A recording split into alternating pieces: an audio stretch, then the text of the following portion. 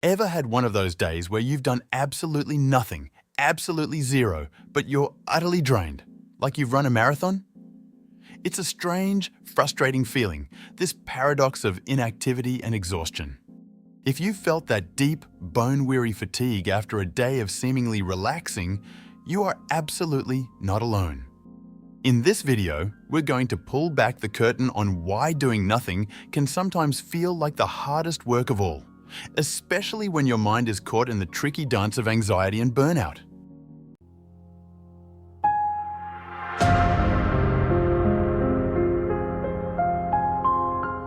We'll uncover the hidden forces at play and, most importantly, explore how you can finally find true rest, even when your brain is buzzing. It sounds counterintuitive, doesn't it? We crave rest, we get a day off, we finally have some free time, and instead of feeling recharged, we end up feeling even more tired. It's like our internal battery just decided to go on strike.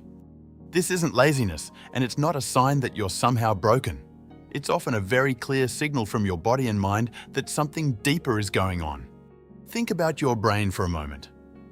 When you're dealing with anxiety, your brain is essentially a superpowered security system that's constantly on high alert, scanning for potential threats even when there are none.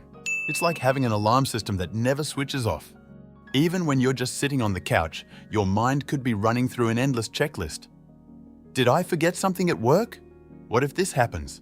I should probably be doing that instead. What will they think? This mental chatter, this constant analysis and future gazing burns an incredible amount of energy. It's an invisible, silent treadmill that your brain is running on, even if your body is completely still. That's pure, unadulterated mental exhaustion. And then there's burnout. We often think of burnout as only happening when we're working 80-hour weeks, running ourselves ragged. But here's the thing. Burnout isn't just about the sheer volume of tasks. It's a state of chronic physical and emotional exhaustion, often accompanied by cynicism and a feeling of reduced accomplishment. When you're in a state of burnout, your body's stress response system, your fight or flight mode, is essentially stuck in the on position. Your cortisol levels might be elevated, your nervous system is dysregulated, and your body is constantly preparing for a threat that isn't actively there. So, when you finally stop doing, your body isn't magically switching off.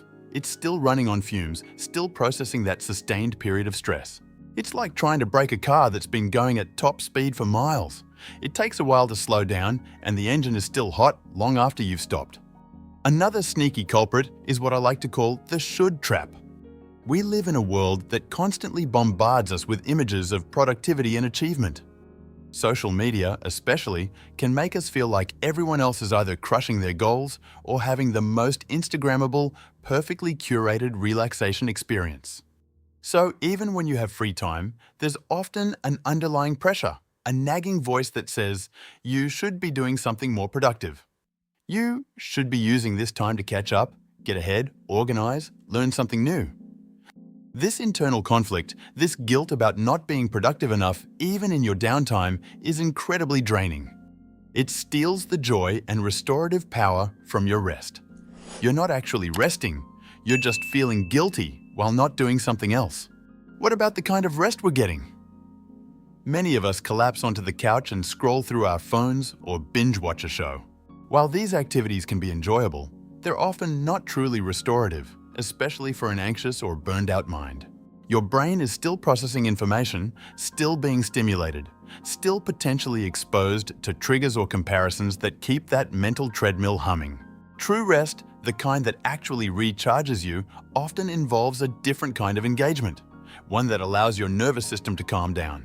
Sometimes, when you finally stop doing, your mind takes that quiet moment as an opportunity to process all the emotions, worries, and unresolved issues you've been pushing down. It's like your brain is saying, aha, finally some quiet time to sort through this mountain of emotional laundry. And while this processing is necessary and healthy, it can feel incredibly tiring. It's heavy lifting for your psyche. You might feel overwhelmed by thoughts or emotions you've successfully compartmentalized during your busy periods. This is a sign that your body is finally letting its guard down, which is good, but it comes with a temporary feeling of exhaustion as all those pent-up feelings surface. So, the challenge isn't just about stopping what you're doing. It's about learning how to truly rest when your mind is a perpetual motion machine. It's about recognizing that your exhaustion isn't a sign of weakness or laziness, but a valid response from a system that's been running on overdrive. How do we break this cycle and find genuine restoration? It starts with self-compassion. Instead of judging yourself for feeling tired, acknowledge that your system is giving you important feedback. Your exhaustion is a signal, not a failing. Then, we can explore different approaches to rest. Try incorporating active rest into your day. A gentle walk outside, even for 10 minutes, focusing on the sounds and sights around you. Or mindful breathing exercises. Just 5 deep breaths can start to shift your nervous system. Journaling can be a powerful way to offload some of that mental chatter, getting thoughts out of your head and onto paper. Setting boundaries, even small ones like having device-free meals or putting your phone away an hour before bed, can make a huge difference. These aren't about doing more, they're about doing differently. The key moment here is understanding that your exhaustion, even when you've done nothing, is a perfectly understandable and valid response to the mental and emotional load you've been carrying.